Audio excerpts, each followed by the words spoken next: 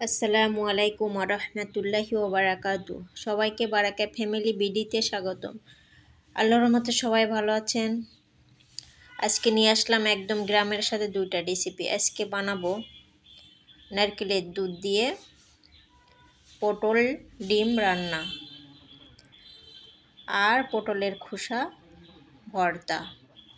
পটলের খোসা ফেলে দেব না, পটলের খোসা দিয়ে যে মজার ভর্তা হয় তা শেষ পর্যন্ত দেখতে থাকুন। এদিকে আমি ডিমগুলো সিদ্ধ দিয়ে দিলাম, এরপরে আমি পটলগুলো সব কেটে নেব।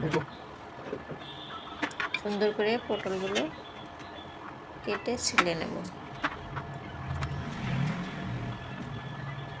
খোসাগুলো একটু একটু বাদায় বাদায় আমি ছেলবো, কারণ খোসা ভর্তা বানাবো। বেশি বাঁধবো না, হালকা একটু বেঁধে বেঁধে ছালবো।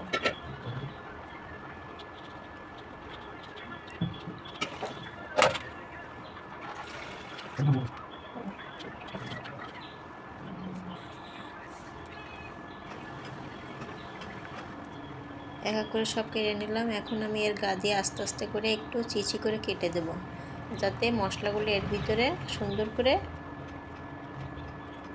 যেতে পারে।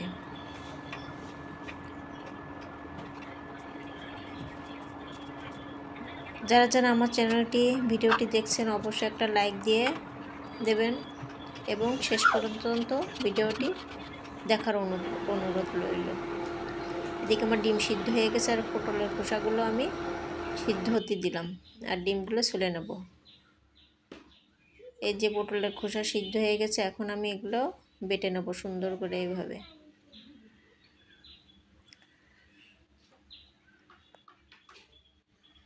এই যে নারকেল কুড়ায়ে এর ভিতরে এখন আমি একটু নারকেল দুধ বের করে নেব, চেপে চেপে একটু পানি দিয়ে।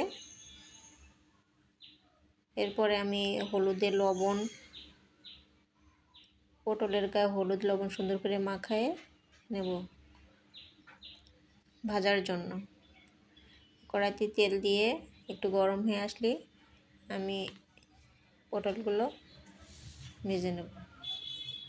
কড়াইটা একটু সরে গেছে, একটু টান দিলাম, গরম অনেক। এক এক করে পটলগুলো সব দিয়ে দেব। সুন্দর করে বাদামি কালার করে, বেশি কড়া ভাজবো না, হালকা বাদামি কালার করে সব একটু ভেজে নেব। এক এক করে আস্তে আস্তে করে উল্টা দেব।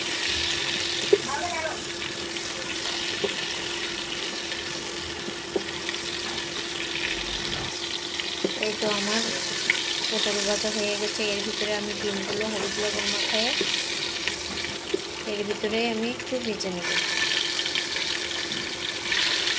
সুন্দর করে। পটলটা এক এক করে সব উঠায় নেব। হাতের কাছে আমার পাত্র নেই, আবার এখানে জিনিস একটা নিয়ে আসলাম। এটা নিয়ে এক এক করে এর ভিতরে সব রেখে দেবেন।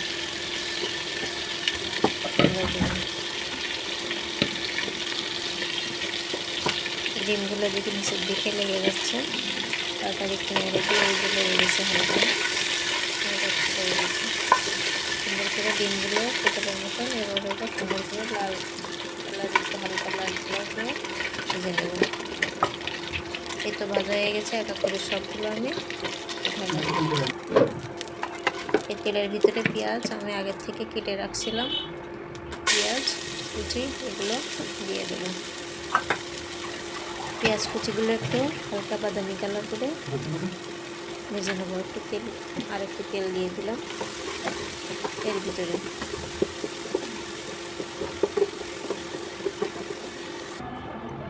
এই তো লাল কালার হয়ে গেছে। এবার আমি পেঁয়াজ, রসুন আর একটু আদা বাটা দিয়ে দিলাম। এগুলো আর ভালো করে সুন্দর করে একটু হালকা লাল করে ভেজে নেব। এর ভিতরে গুঁড়া করা মশলা, এলাচ, লবঙ্গ, এগুলো সুন্দর করে জিরা সব একসাথে গুঁড়া করা ভেজে গুঁড়া করে নিয়েছিলাম। এখন আমি এর ভিতর দিয়ে দিছি। এখন সুন্দর করে সবগুলো একসাথে করে নেব। এই যে দুধ, নারকেলের দুধ বানায় রাখছিলাম সেটা এর ভিতর দিয়ে সুন্দর করে তেল ঝোল ওঠা পর্যন্ত একটু 3-4 মিনিট জাল দেব। 3-4 মিনিট পরে এই লবণ, মরিচ, হলুদের গুঁড়া সব এক এক করে আমি দিয়ে দেবো। এভাবে দিয়ে 3-4 মিনিট তেল ওঠা পর্যন্ত অপেক্ষা করব। এই তো চারিদিকে তেল ঝোল উঠে গেছে। একটু ধুয়ে আর একটু পানি দিলাম। সামান্য একটু, বেশি পানি দেবো না আমি এতে, অল্প একটু পানি দিয়ে এবার এর ভিতরে ডিম আর পটল ওগুলো এক এক করে সুন্দর করে আমি দিয়ে দেবো এর ভিতরে।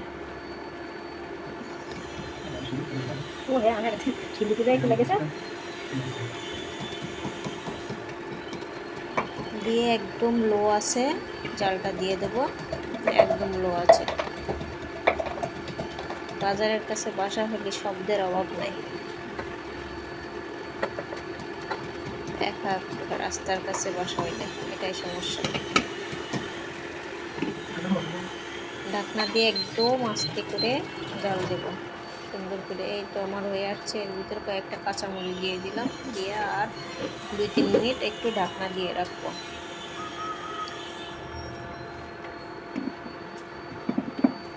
এই কি সুন্দর কালার আসছে। এই তো আমার রান্না শেষ।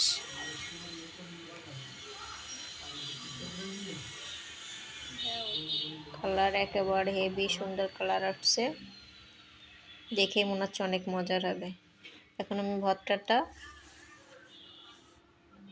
করবো। এই যে ভর্তা, পেঁয়াজ, রসুন এগুলো সুন্দর করে একটু তেল দিয়ে দেবো। তেলটা এর ভিতরে আমি কয়েকটা শুকনো মরিচ ভেজে নেব। শুকনো মরিচ আগে ভেজে নিলে ভালো হয়, শক্ত থাকে, পরে ভাজলে নরম নরম থাকে। তেল অনেক গরম হয়ে উঠছে, ধোয়া ওঠা শুরু হয়ে গেছে। এর ভিতরে শুকনো মরিচগুলো দিয়ে দিলাম, 2-3টা।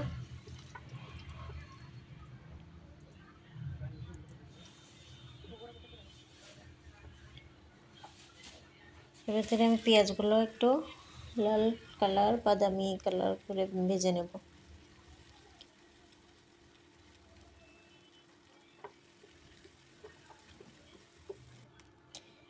দিয়ে এর ভিতরে রসুন আর ওই যে কাঁচামরিচ আমি একটু বেটে রাখছিলাম, এর ভিতর দিয়ে এটাও সুন্দর করে একসাথে একটু লাল বাদামি কালার হওয়া পর্যন্ত একটু নেড়ে নেবো। এর ভিতরে একটু সামান্য একটু জিরা গুঁড়া দিলাম, দিয়ে একসাথে আরও একটু নেড়ে নেব।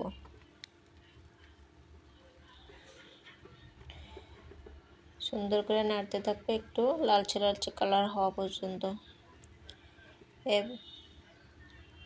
এর ভিতরে আমি এবার ওই বাটা পটলের কষা দিয়ে দিলাম, দিয়ে সুন্দর করে একসাথে মিক্সড করে নেব নাড়তে নাড়তে। এটাও খানিকক্ষণ আমি বাদামি কালার হওয়া পর্যন্ত নাড়তে থাকবো।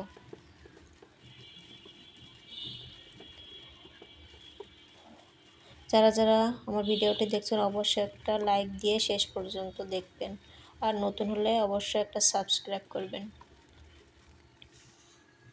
এই তো আমার এই লবণ দিতে ভুলে গেছিলাম, সিদ্ধ করার সময় একটু লবণ দিয়েছিলাম, আর এখন আর একটু দিতে প্রথমের দিকে ভুলে গেছি, এখন দিয়ে দিলাম। দিয়ে আর একটু নাড়তে থাকি।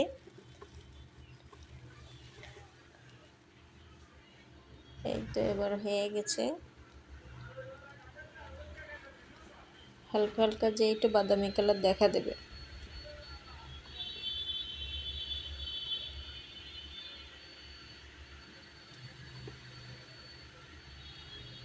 এই হালকা হালকা কালার দেখা যাচ্ছে, এখন নেমে নেবো। এই তো আমার ভর্তা রেডি হয়ে গেছে।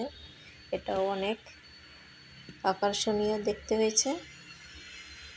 এখন এই যে গরম ভাতের সাথে পটল দিয়ে ডিম আর ভর্তা একেবারে জমে যাবে দুপুরের রান্নায়। আমার বাসার কর্তা বলে কি পটলের কি খোসা ভর্তা খাওয়া যায়, খেয়ে বলে কি যে না অনেক মজা হয়েছে। এটা আগে কখনোই খাই না এত মজার।